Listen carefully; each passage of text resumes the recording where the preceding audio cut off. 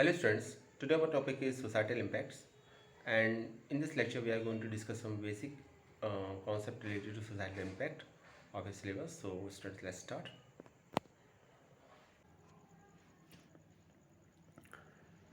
तो स्टूडेंट्स आज हम स्टार्ट करेंगे। सबसे पहले फिशिंग और फार्मिंग के बीच में डिफरेंस क्लियर करेंगे। दोनों कॉन्सेप्ट हम पिछले लास्ट वीडियो में डिस्कस कर चुके हैं। आज हम इसमें डिफरेंस देखेंगे और उसके बाद कुछ और कॉन्सेप्ट हैं सोसाइटल इम्पैक्ट से रिलेटेड, उनको डिस्कस करेंगे। सबसे पहले बात करते हैं फिशिंग और फार्मिंग में क्या डिफरेंस है। Phishing attackers try to find the sensitive information of the user by the means of electronic communication illegally. जैसे हमने पिछली बार बताया था कि फ़िशिंग में क्या होता है, जनरली क्या होता है, एक मेल आता है आपके पास, एक लिंक दिया रहता है, लिंक में जनरली एक वेबसाइट अटैच रहती है, लिंक के थ्रू वेबसाइट ओपन होती है, वहाँ आप अपनी पर्सनल इन्फॉर्मेशन देते हो, ठीक है, मांगी जाती हैं, और आप इस भरोसे के साथ देते हो कि ये जिस वेबसाइट लेजिटिमेट है, जो इन्फॉर्मेशन दे रहे हो ये सही जगह आपकी जा रही है, लेकिन ऐसा होता नहीं है, वो लेजिटिमेट वेबसाइट नहीं होती, तो इसको फ़िशिंग बोला जाता है। और आप अपनी पर्सनल इन्फॉर्मेशन दे देते हो, जो जनरली पर्सनल इन्फॉर्मेशन हम किसी को नहीं देते। उसके बाद आपको आइडेंटिटी थेफ्ट या फिर फाइनेंशियल लॉस हो सकता है। फार्मिंग एक मोर एडवांस कॉन्सेप्ट है फिशिंग के कंपैरिजन में। तो pharming is a more advance technique to get user credential by making effort to entering user into the website. इसमें क्या होता है, वेबसाइट ही टोटली एक फेक होती है और आपको पता ही नहीं चलता कि आप एक फेक वेबसाइट पर जिसका look and feel original website या लेजिटिमेट वेबसाइट से मिलता जुलता है, वहाँ आप अपनी इन्फॉर्मेशन दे देते हो, इन्फॉर्मेशन कहीं और ही स्टोर हो रही होती है आपकी। तो ये फार्मिंग का कॉन्सेप्ट होता है। तो इसके लिए एक फेक वेबसाइट बनाई जाती है जिसका लुक एंड फील काफ़ी हद तक वैसे ही रखा जाता है जैसा कि ओरिजिनल वेबसाइट का है, और आपको पता ही नहीं चलता कि आप एक फेक वेबसाइट पर अपना डेटा एंटर कर रहे हो, ठीक है। तो अपनी इन्फॉर्मेशन दे देते हो, जैसे कोई बैंक की वेबसाइट है उसकी जैसी कोई दूसरी वेबसाइट है, तो वहाँ आपको पता चलेगा, आप अपना यूज़र नेम पासवर्ड ये इन्फॉर्मेशन दोगे आप, ठीक है। तो वहाँ इन्फॉर्मेशन देने के बाद फिर आपका डेटा मिसयूज़ हो सकता है, तो इसको फार्मिंग बोला जाता है। तो ज़्यादा एडवांस कॉन्सेप्ट है फार्मिंग का। सेकंड पॉइंट देखिए, तो ये तो फर्स्ट पॉइंट था। देखिए ये लिखा हुआ, in phishing attackers tries to find the sensitive information of the user by the means of electronic communication illegally, while in farming is a more advanced technique to get users credential by making efforts to entering users into the website। Clear. Phishing में second point देखिए, it is attempt to scam people once at a time by an email or instant message. तो इसको जो apply किया जाता है वो email या इंस्टेंट मैसेज के थ्रू अप्लाई किया जाता है। जबकि फार्मिंग के बारे में बात करें, it is simply redirect the traffic from one website to a different identical looking website to steal information. इसमें आपका ट्रैफिक ही डाइवर्ट कर दिया जाएगा, आप जाना कहीं और चाह रहे हैं, आप पहुंच कहीं और जाएंगे, ठीक है। तो वही चीज़ है, जाना था चीन पहुंच के जापान, वही चीज़ है इसके अंदर, वही कॉन्सेप्ट वही है, ठीक है। होगा क्या है इसके अंदर कि आपको जिस वेबसाइट पर जाना है उस वेबसाइट पर न जाके आप उसकी जैसी कोई एक आइडेंटिकल लुकिंग वेबसाइट होगी, उसके थ्रू आप इन्फॉर्मेशन को कहीं और, आपकी इन्फॉर्मेशन कहीं और पहुंच जाती है, तो इसके थ्रू आपकी इन्फॉर्मेशन को स्टील कर लिया जाता है, चोरी कर लिया जाता है। फिशिंग के कॉन्सेप्ट में it is an electronic mail fraud. तो ये एक इलेक्ट्रॉनिक मेल फ्रॉड है फिशिंग। फार्मिंग में लिखा हुआ it is similar to the nature to the email phishing. तो इसका कॉन्सेप्ट ईमेल फिशिंग की तरह ही है फार्मिंग का। फोर्थ पॉइंट देखिए, it is a type of fraud in which an attacker sticks the victim into the providing personal information by email और message. तो इसमें जो अटैकर होता है वो फंसाता है आपको, जो विक्टिम है उसको कैसे, अ, उसको उसके से पर्सनल इन्फॉर्मेशन उसे निकलवानी है, तो वो एक तरीके से आपको मिसगाइड करेगा ईमेल या मैसेज के थ्रू कि आप अपनी पर्सनल इन्फॉर्मेशन दे दें वहाँ पर। जबकि फार्मिंग में क्या होगा, फार्मिंग में होगा it is a scam and seeks to obtain personal and private information through domain spoofing. तो डोमेन स्पूफिंग के थ्रू ये आपको पर्सनल इन्फॉर्मेशन या प्राइवेट इन्फॉर्मेशन जो आप जनरली किसी को जो आप शेयर नहीं करते, तो वो इन्फॉर्मेशन आपसे ले ली जाती है। तो एक तरीका स्कैम है आपका फार्मिंग, ठीक है। और डोमेन स्पूफिंग के थ्रू होता है, आइडेंटिटी लुकिंग वेबसाइट के थ्रू ही होता है ये, आपको पता भी नहीं चलता है इसमें। फिशिंग को जनरली आइडेंटिफाई करना आसान है, फार्मिंग को थोड़ा आइडेंटिफाई करना थोड़ा सा मुश्किल है, तो ये भी एक डिफरेंस है इसमें। नेक्स्ट पॉइंट देखिए, फिशिंग में it is relatively easy to initiate and identify. Phishing को इनिशिएट करना, आइडेंटिफाई करना आसान है, जो अभी मैं थोड़ी देर पहले बता रहा था आपको, ईजिली आप पहचान सकते हैं, ठीक है। फार्मिंग में it is more difficult to accomplish and identify. इसे अकम्प्लिश करना भी मुश्किल है और आइडेंटिफाई करना भी, क्योंकि आपको एक फेक वेबसाइट बनानी है आपको इसमें, पहला काम तो यही मुश्किल है इसमें। फिशिंग में देखिए, it involves a fraudulent email containing a link to the website seeking personal detail from user. तो इसमें आपको एक ईमेल बनाना होता है जिसमें एक लिंक दे रखा होता है, ये लिंक किसी वेबसाइट से अटैच रहता है, जहाँ आपकी पर्सनल इन्फॉर्मेशन आपसे मांगी जाती हैं। जबकि फार्मिंग में क्या है, it poisons the DNS server redirecting the user to a different website. ये डीएनएस सर्वर को पॉइजन कर देता है और इसमें आप यूज़र कहीं और डाइवर्ट हो जाता है, रीडायरेक्ट करता है आपका और किसी दूसरी वेबसाइट पर ही चला जाता है। तो ये फार्मिंग के थ्रू होता है। In phishing users it uses mail, phishing mail के थ्रू होती है जनरली, और फार्मिंग आपका वेबसाइट के थ्रू होती है, इट यूजेस वेबसाइट्स। तो ये कॉन्सेप्ट है फिशिंग और फार्मिंग का। आगे देखते हैं। तो ये फिशिंग और फार्मिंग के बीच में डिफरेंस हो गया। अब चलिए साइबर क्राइम की बात कर लेते हैं थोड़ा सा। Cyber crime is defined as a crime where a computer is the object of the crime और is used as a tool to commit an offence. Cyber crime एक ऐसा क्राइम है जिसमें कंप्यूटर ऑब्जेक्ट रहता है और या फिर एक टूल की तरह यूज़ किया जाता है। In short, cyber crime is any type of illegal activity that takes place by digital means. तो ये ज़्यादा एक्यूरेट डेफिनेशन है, छोटी डेफिनेशन भी है साइबर क्राइम की। साइबर क्राइम कोई ऐसा इलीगल एक्टिविटी है जो डिजिटल मीन्स के थ्रू होता है। And cyber crime is any criminal activity that involves a computer, network devices और नेटवर्क। तो साइबर क्राइम में कंप्यूटर, नेटवर्क डिवाइस या नेटवर्क इन्वॉल्व रहते हैं आपके। ओके, तो ये साइबर क्राइम की डेफिनेशन है। इन शॉर्ट हम अगर कहें साइबर क्राइम को डिफाइन करें तो साइबर क्राइम एक ऐसा क्राइम है जो डिजिटल मीन्स के थ्रू होता है, जिसमें आपका कंप्यूटर, आपके नेटवर्क डिवाइसेस या नेटवर्क यूज़ होते हैं। कोई भी एक इलीगल एक्टिविटी इस तरह की आपकी साइबर क्राइम कहलाएगी। Defining cyber crime. अब चलिए साइबर क्राइम को थोड़ा डिफाइन करते हैं और डिटेल में। The US department of justice DOJ divide cyber crime into 3 categories. तो यूएस डिपार्टमेंट जस्टिस ने साइबर क्राइम को 3 कैटेगरीज में डिवाइड किया है। फर्स्ट कैटेगरी है crimes in which the computing device is the target, for example to gain network access.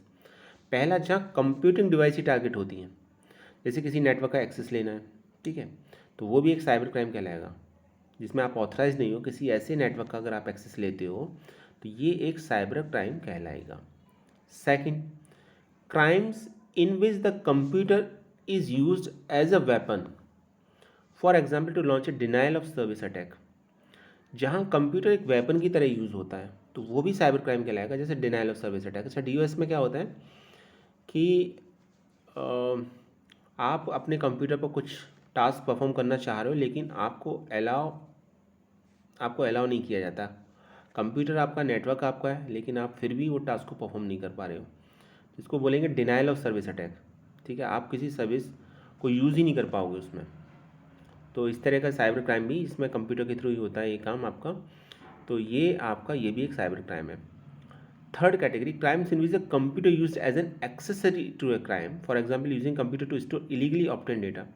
जहाँ computer accessory की तरह यूज़ होता है, ठीक है, जहाँ आप जो भी आपने डेटा इलीगली ऑब्टेन किया है उस डेटा को आप स्टोर कर रहे हैं, तो वो भी एक साइबर क्राइम की कैटेगरी में आ जाएगा। तो यूएस डिपार्टमेंट ने 3 कैटेगरी बनाई है।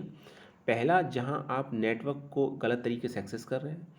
दूसरा, जहाँ आप कंप्यूटर का एज ए वेपन यूज़ कर रहे हैं, जैसे डिनाइल ऑफ सर्विस अटैक में। और थर्ड, जहाँ आप एक्सेसरी की तरह यूज़ कर रहे हैं कंप्यूटर को इलीगली डेटा को स्टोर करने के लिए। तो 3 कैटेगरी हैं डिफरेंट साइबर क्राइम्स की। तो ये साइबर क्राइम हो गया आपका। आगे चलते हैं। ये डिफरेंट टाइप्स के साइबर क्राइम हैं, देख सकते हैं आप। फिशिंग हम ऑलरेडी पढ़ चुके हैं, स्पूफिंग, फार्मिंग भी पढ़ चुके हैं हम, और भी हैं, ठीक है। और क्या क्या है ये भी देख लीजिए। अनऑथराइज्ड यूज़ एंड हैकिंग करते हैं या गलत तरीके से यूज़ करते हैं आप, जिसके लिए अथॉरिटी नहीं है आपके पास कंप्यूटर की या नेटवर्क की, तो वो भी एक साइबर क्राइम है। वेब हाईजैकिंग साइबर क्राइम है। Pornography is also cyber crime. Child sexual abuse, cyber stalking, इसको पढ़ेंगे आज हम। सॉफ्टवेयर पायरेसी, इसके बारे में आप सब जानते हैं, ओरिजिनल सॉफ्टवेयर को यूज़ ना करके उसके पायरेटेड वर्जन को यूज़ करना, या किसी सॉफ्टवेयर का पायरेटेड वर्जन बनाना है, क्रिएट करना, सेल करना, ये भी साइबर क्राइम में आता है। सलामी अटैक, इसको भी पढ़ेंगे आज अभी डिटेल में। सर्विस अटैक, जैसे भी मैंने बताया डिनाइल ऑफ सर्विस अटैक, आप अपने कंप्यूटर में कोई सर्विस यूज़ ही नहीं कर पा रहे हो। वायरस अटैक, ठीक है, जैसे अभी आपने देखा होगा न्यूज़, अभी करंट में एक न्यूज़ चली है पेगासस के बारे में। तो पेगासस क्या है, एक स्पाईवेयर है, और स्पाईवेयर के इस पर यह है कि गवर्नमेंट, ये अपोजिशन पार्टी का एक कहना है कि गवर्नमेंट इस स्पाईवेयर के थ्रू, पेगासस के थ्रू उनकी बारे में इंफॉर्मेशन कलेक्ट कर रही है कि वो किससे बात करते हैं, ठीक है, या उनके अकाउंट पर डिटेल, उन अकाउंट की क्या डिटेल्स हैं उन पर, या कहाँ कहाँ उनका ट्रांजैक्शन है किस तरीके से, तो ये सब आपका पेगासस के थ्रू हो रहा है। और इतना ही नहीं, इसमें पेगासस जो आपका जितना बताया गया स्पाईवेयर, ये आपका एक बहुत अच्छा स्पाईवेयर है, ठीक है। अच्छा इन ए सेंस कि ये जितनी भी पर्सनल इन्फॉर्मेशन होती है मोबाइल में, लैपटॉप में, वो इन्फॉर्मेशन को without use of permission easily collect करता है और ईजिली सेंड भी कर देता है from one network to another. तो ये भी ध्यान रखिएगा। तो ये आपका वायरस अटैक की ही कैटेगरी में आता है। ट्रोजन हॉर्स का अटैक भी है, ऐसा ही आपने सुना होगा। तो वो सब वायरस अटैक की कैटेगरी में आते हैं। फिशिंग को हम ऑलरेडी डिस्कस कर चुके हैं। तो ये डिफरेंट टाइप्स के आपके साइबर क्राइम है, डिफरेंट टाइप्स के साइबर क्राइम है। इनमें से कुछ को तो मैंने बता दिया, उसमें बहुत ज़्यादा डिटेल में बताने की ज़रूरत नहीं है। कुछ को हम थोड़ा सा और देखते हैं इसमें अभी। चलिए आगे देखते हैं। तो सबसे पहले बात इसी से स्टार्ट करते हैं, सलामी अटैक से।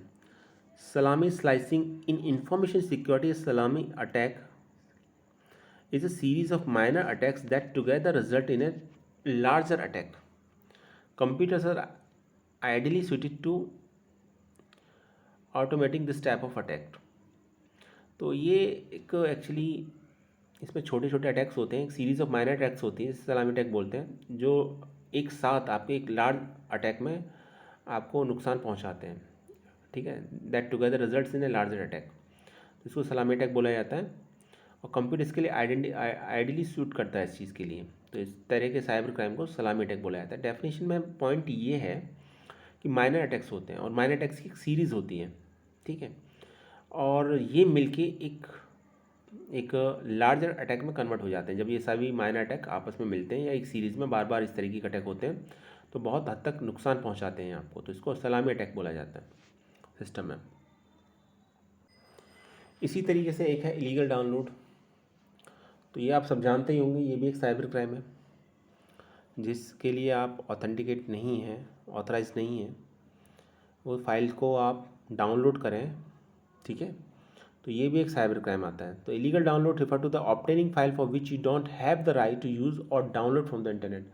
ऐसी फाइल्स जिसके लिए आपके पास राइट नहीं है, अथॉरिटी नहीं है कि आप उसे डाउनलोड कर सकें इंटरनेट से, उनको भी आप यूज़ कर रहे हो, डाउनलोड कर रहे हो, तो ये इलीगल डाउनलोड की कैटेगरी में आता है, ठीक है। नेक्स्ट है child pornography. Child pornography is defined as any visual और रिटन रिप्रेजेंटेशन, याद रखिए विजुअल और written both are included in this case, that including images, movies और text that depicts or advocates sexual activity including sexual molestation or exploitation of anyone under the age of 18। तो इसको बोला जाता है child pornography और ये एक serious crime है, एक साइबर क्राइम है। और इसके लिए आप देखिए information IT act 2000 and Indian penal code 1860 provide protection from child pornography, ठीक है। तो इंफॉर्मेशन एक्ट IT 2000 में इसके लिए प्रोविज़न है और इंडियन पीनल कोड 1860 भी प्रोटेक्ट करती है चाइल्ड पोर्नोग्राफी से। तो ये भी साइबर क्राइम की कैटेगरी में आता है।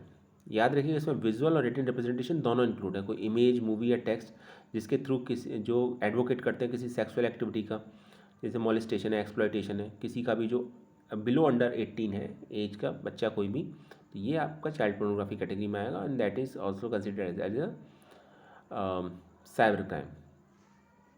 नेक्स्ट देखते हैं, साइबर बुलिंग के बारे में आपने ज़रूर सुना होगा। तो साइबर बुलिंग के बारे में भी हम समझ लेते हैं। साइबर बुलिंग क्या है, ठीक है। Cyber bullying is the use of digital communication tools such as the internet और the cell phone to make another person feel angry, sad, scared, usually again and again. Example of the cyberbullying includes sending hurtful text or the instant messages, posting embarrassing photos or videos on the social media and spreading mean rumors online or with cell phones. इसको cyber bullying कहते हैं। तो digital media में जो bullying होती है उसको digital media के थ्रू उसको हम साइबर बुलिंग बोलते हैं। क्लियरली डेफिनेशन क्लियरली कहती है कि cyber bullying is the use of digital communication tools. इसमें हम इंटरनेट या सेलफोन का यूज़ करते हैं और किसी भी यूज़ करके डिजिटल कम्युनिकेशन टूल्स को यूज़ करके किसी भी पर्सन को एंग्री, सैड, स्कैर्ड किया जाता बार बार, तो उसको हम साइबर बुलिंग करते हैं। किसी को परेशान करना, ठीक है। परेशान करने में क्या आ जाएगा, उसे गुस्सा दिला रहे हो आप, या वो आपकी पोस्ट से, टेक्स्ट जो आपने सेंड किया है, टेक्स्ट मैसेजेस से वो परेशान हो रहा है, ठीक है, उसकी फीलिंग्स हर्ट हो रही हैं, तो ये आपका साइबर बुलिंग की कैटेगरी में आता है। और ये कैसे होता है और कैसे किया जाता है? Example of cyber bullying include sending hurtful text और instant messages, posting embarrassing photos और वीडियोज़ ऑन सोशल मीडिया। तो किसी भी सोशल मीडिया साइट पर किसी भी पर्सन के बारे में अगर आप उसे हर्टफुल टेक्स्ट भेज रहे हो, उसे बुरा लग रहा है, या कोई इंस्टेंट मैसेजेस के थ्रू भेज रहे हो, या कोई ऐसी फ़ोटोज़ या वीडियो शेयर कर रहे हो सोशल मीडिया साइट पर जिससे किसी की फीलिंग हर्ट होती हैं, या उसकी पर्सनल फीलिंग हर्ट होती हैं, या उसके बारे में आप र्यूमर फैला रहे हो ऑनलाइन या सेल फोन के थ्रू, ठीक है, तो ये सब साइबर बुलिंग की कैटेगरी में आता है, ठीक है। तो ये साइबर बुलिंग हो गया आपका। आगे देखते हैं साइबर स्टॉकिंग समझ लीजिए। साइबर बुलिंग तो क्राइम नहीं है, लेकिन साइबर स्टॉकिंग क्राइम ज़रूर है आपका, ठीक है। साइबर बुलिंग को क्राइम नहीं माना जाता क्योंकि ये आज की डेट में बहुत कॉमन हो चुका है। एक लेवल के बाद साइबर बुलिंग को भी क्राइम की कैटेगरी में माना जाता है। कोई कंप्लेंट रजिस्टर्ड करा देगा अगेंस्ट, तो फिर इस पर भी एक्शन हो सकता है, लेकिन जनरली ये होती है, आज की डेट में बड़ा कॉमन हो गया है ये, ठीक है। तो कहीं कंप्लेंट होती है, कहीं नहीं होती, कहीं एक्शन होता है, कहीं नहीं होता है। अब बात करते हैं साइबर स्टॉकिंग की। Cyber stalking is defined as online stalking. तो ऑनलाइन स्टॉकिंग को ही साइबर स्टॉकिंग बोला जाता है। It involves the repeated use of the internet और other electronic means to harass, intimidate और फ्राइटन अ पर्सन और अ ग्रुप। इसमें हैरेसमेंट होता है बेसिकली, या डराया धमकाया जाता है किसी पर्सन को पर्टिकुलर, या किसी ग्रुप या किसी कम्युनिटी को। तो ये एक क्राइम है, ऑफ कोर्स, इसमें कोई डाउट नहीं है।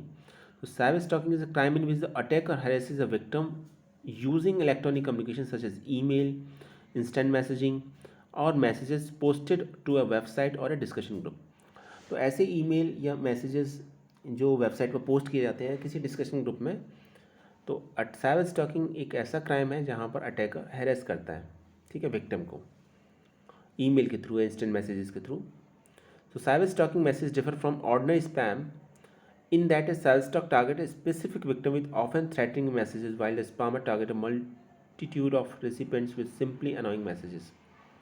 देखिए, अक्सर लोग कहते हैं कि इसमें क्या है कि ये तो स्पैम की तरह होता है मैसेज, साइबर स्टॉकिंग का मैसेज, लेकिन दोनों में डिफरेंस है। स्पैम में क्या होता है आपका, उसके जो टारगेट होते हैं स्पैम के वो एक से ज़्यादा होते हैं, लेकिन साइबर स्टॉकिंग में जो मैसेज होता है वो ऑर्डिनरी स्पैम से थोड़ा सा अलग होता है, क्योंकि वो एक स्पेसिफिक विक्टिम को टारगेट किया करने के लिए बनाया जाता है, और उसका जो ऑब्जेक्टिव होता है वो ये होता है कि डराना धमकाना मैसेज के थ्रू, ठीक है। जबकि स्पैम में क्या होता है कि टारगेट्स एक से ज़्यादा होते हैं, रिसिपेंट्स एक से ज़्यादा होते हैं, और उनको मैसेज बार बार भेजे जाते हैं। तो साइबर स्टॉकिंग में ऐसा नहीं होता। साइबर स्टॉकिंग का पर्पज़ किसी को डराना धमकाना, हैरेसमेंट करना, इंटिमिडेट, ये सब आपका ऑब्जेक्टिव होता है साइबर स्टॉकिंग का। आई थिंक क्लियर हो गया होगा। आगे चलते हैं। साइबर स्टॉकिंग और साइबर बुलिंग के बाद अब एक कॉन्सेप्ट आता है क्राउड सोर्सिंग का। तो ये कुछ यहाँ पर जो मैं बताने जा रहा हूँ, कुछ इंपॉर्टेंट वर्ड्स हैं, उनको समझ लीजिए। एग्ज़ाम में पूछे जा सकते हैं, आपको पता भी होना चाहिए, बहुत कॉमन भी है। ना भी पूछे जाए एग्ज़ाम में तो भी एक जनरल नॉलेज के लिए ये आपको पता होना चाहिए। जैसे एक वर्ड आता है क्राउड सोर्सिंग, तो वर्ड अपने आप में बहुत कुछ बता रहा है, आपको आइडिया भी लग रहा होगा इससे क्या मतलब है। तो crowd sourcing is the act of collecting service, ideas और content through the contribution of the large group of people. Crowd sourcing involves obtaining work, information or opinions from a large group of people who submit their data via the internet, social media and smartphone apps. People involved in crowdsourcing sometimes work as a paid freelancer while others perform a small task on a voluntary basis. For example, traffic apps encourage drivers to report accidents and other roadways accidents to provide real-time update information to apps user. तो crowd sourcing का मतलब क्या है? Information और services collect करना, collecting services, ideas और content किसके through? Large group of people के थ्रू, यानी क्राउड के थ्रू। क्राउड के थ्रू इन्फॉर्मेशन कलेक्ट करना, आइडियाज़ कलेक्ट करना, सर्विस यूज़ करना, ये आपका क्राउड सोर्सिंग कहलाता है। So crowd sourcing involves obtaining work, information और opinion from a large group of people. कैसे करेंगे हम इसको, ये इंपॉर्टेंट है। Who submit there data by the internet, social media, smartphone apps. तो ये जो लोग होते हैं, जो क्राउड होती है, ये अपनी इन्फॉर्मेशन जिसके थ्रू हम किसी इन्फॉर्मेशन ले सकते हैं या ओपिनियन जान सकते हैं लोगों का, पर्टिकुलर टाइप की एक इन्फॉर्मेशन कलेक्ट कर सकते हैं, ये इंटरनेट के through, different social media sites हैं उसके थ्रू, जैसे फेसबुक है, इंस्टाग्राम है, ठीक है, या स्मार्टफोन कुछ ऐप्स आती हैं उसके थ्रू, जैसे एक ट्रैफिक पुलिस की एक ऐप आती है जिसके थ्रू आप बता सकते हो, ड्राइवर्स को इनक्रेज किया जाता है कि वो जो एक्सीडेंट की रिपोर्ट है वो बताएं, वो ठीक है रिपोर्ट करें उसके लिए, तो रियल टाइम अपडेट दें इन्फॉर्मेशन के बारे में। तो इस तरीके से तो ओवरऑल हम इसको हम समराइज इस तरीके से कर सकते हैं। क्राउड सोर्सिंग का मतलब है कि क्राउड की हेल्प से, क्राउड का मतलब है ग्रुप ऑफ पीपल की हेल्प से, एक लार्ज ग्रुप ऑफ पीपल की हेल्प से हम इंफॉर्मेशन ऑब्टेन करें, या हम कोई काम लें उनसे, या फिर हम एक ओपिनियन के बारे में पता लगाएं हम, ठीक है। और ये कैसे पता लगेगा? ये पता लगेगा इंटरनेट के थ्रू, सोशल मीडिया के थ्रू और डिफरेंट स्मार्ट ऐप्स के थ्रू। तो इसको हम क्राउड सोर्सिंग बोलते हैं। चलिए नेक्स्ट हम देखते हैं।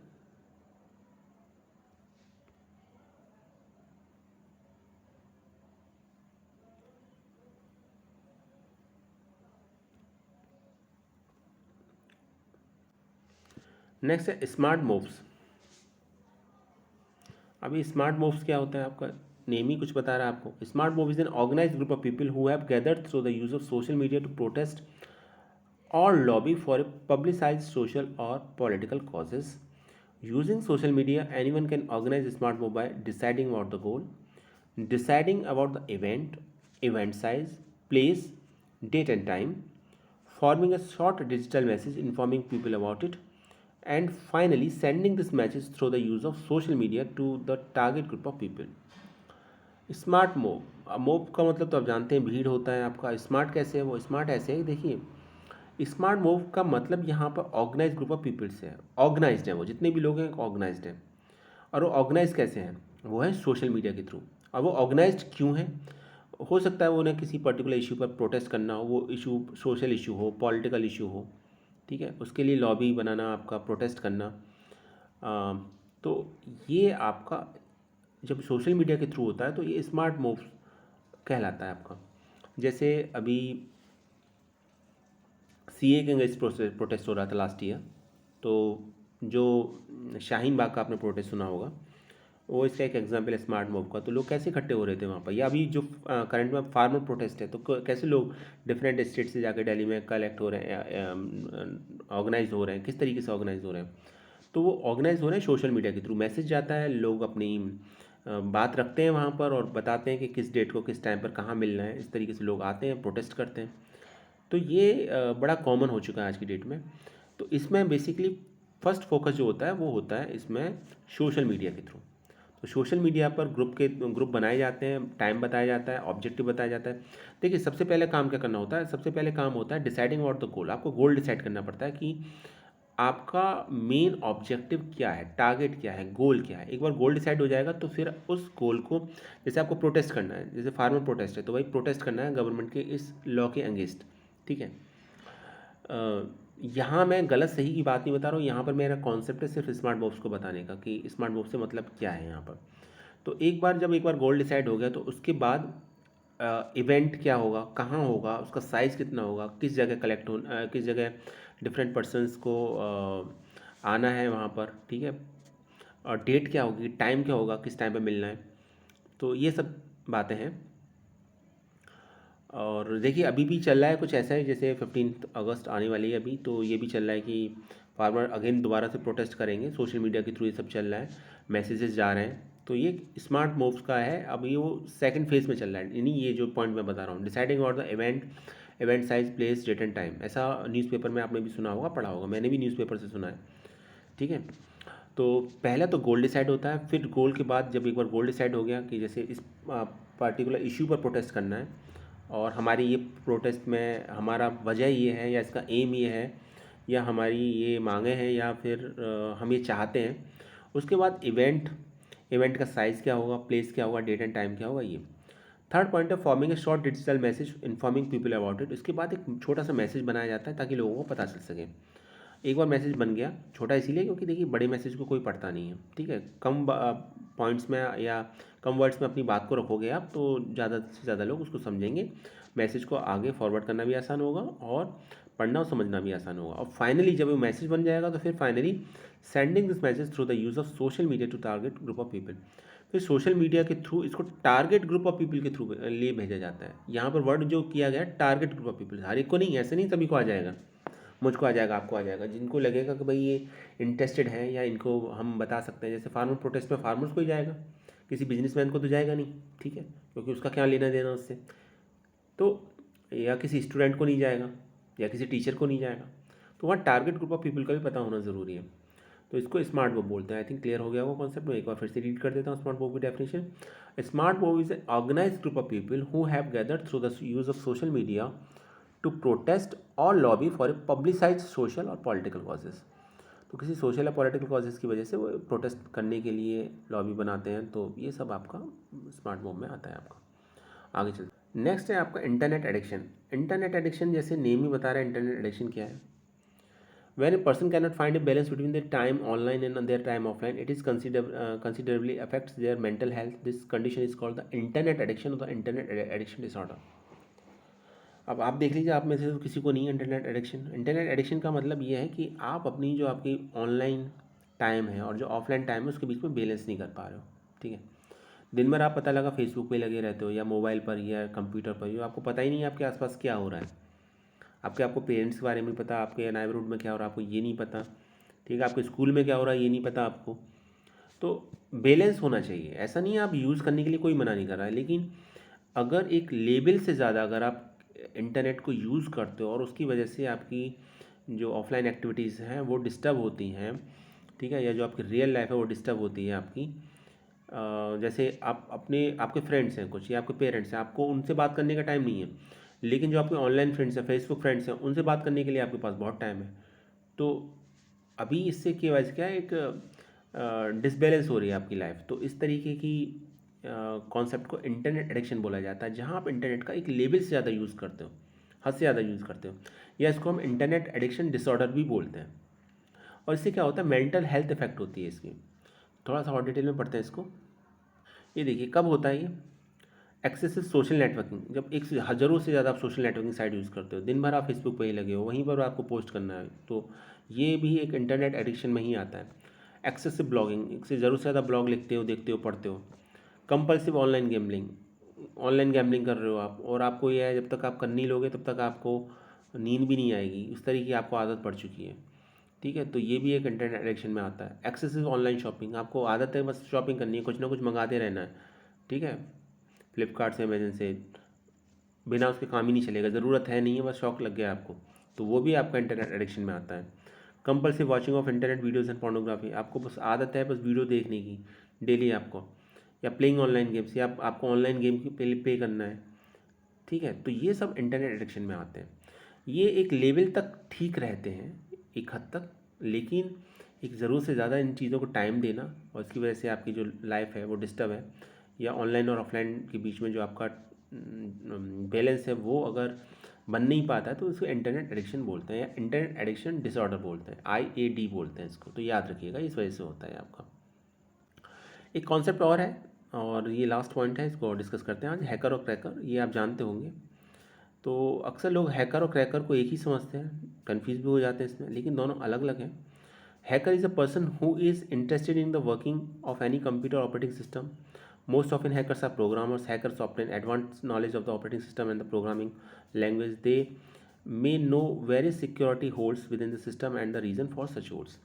तो हैकर वो पर्सन होता है जो बेसिकली इंटरेस्टेड होता है किसी कंप्यूटर के ऑपरेटिंग सिस्टम में जानने, ये प्रोग्रामर होते हैं, ठीक है। और इनका काम जो होता है नॉलेज गेन करने का होता है। ये सिस्टम को हैक भी करेंगे तो अपनी नॉलेज गेन करने के लिए, चेक करने के लिए इसलिए यूज़ करते हैं, या लूप होल्स को फाइंड आउट करने के लिए होगी आपके किसी भी सिस्टम के, ऑपरेटिंग सिस्टम के या किसी भी सॉफ्टवेयर के, ये सिस्टम को हैक करते हैं, ठीक है। तो इसको हैकर बोला जाता है। क्रैकर और हैकर दोनों का काम सेम होता है, लेकिन क्रैकर की जो इंटेंशन होती है, मैलिशियस इंटेंशन होती है, इरादे ठीक नहीं होते उनके, चोर होते हैं एक तरीके से कहा जाए क्रैकर, ठीक है। हैकर का जो काम है वो सिस्टम के लूप होल्स को फाइंड आउट करना है। अपनी जो नॉलेज है, जो स्किल्स है, वो सिस्टम के लूप होल को फाइंड आउट करके उनको किस तरीके से रिमूव किया जा सका, ये काम हैकर का होता है। जो क्रैकर का होता है वो एडवांटेज लेने का होता है, किसी तरीके से दूसरे के अकाउंट के बारे में इन्फॉर्मेशन पता चल जाए फिशिंग के थ्रू, फार्मिंग के थ्रू, फिर हम उसके अकाउंट से मनी विड्रॉल कर लेंगे, तो ये काम क्रैकर का होगा। ठीक है, हैकर का काम होगा सिस्टम के लूप होल्स को फाइंड आउट करना। तो ये सेकंड पॉइंट भी दे रखा है, देखिए hackers constantly seek further knowledge, share what they have discovered and they never have intentions about damaging or stealing data। उनकी इंटेंशन कभी डाटा को डैमेज या स्टील करने की नहीं होती हैकर की, वो सिर्फ अपनी नॉलेज गेन करने के लिए, चेक करने के लिए, डिस्कवर करने के लिए, कुछ नई चीज़ शेयर करने के लिए ये सब काम करते हैं। क्रैकर का ऐसा नहीं होता। They have intention about the damaging और स्टीलिंग डेटा, उनकी क्लियर इंटेंशन होती है डेटा को डैमेज करने की या स्टील करने की।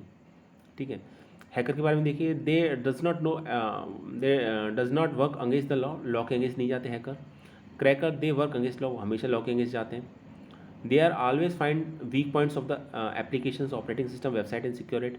हैकर का काम हमेशा वीक पॉइंट्स का, लूप होल्स को फाइंड आउट करना होता है किसी पर्टिकुलर एप्लीकेशन की, किसी ऑपरेटिंग सिस्टम की, किसी वेबसाइट की, और उसको सिक्योर करने का उनका फाइनल ऑब्जेक्टिव होता है। जबकि क्रैकर के बारे में हम कहें, they have always bad intention when ever they work, तो उनकी हमेशा नीयत ही ख़राब होती है, इंटेंशन ही ख़राब होती है उनकी, गलत इंटेंशन के साथ वो काम करते हैं।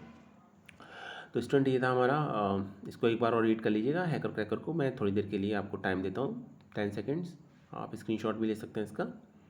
ठीक है, ओके, आई थिंक हो गया होगा। तो ये था आज का हमारा वीडियो, आई होप आपको समझ में आया होगा। Thanks for watching this video.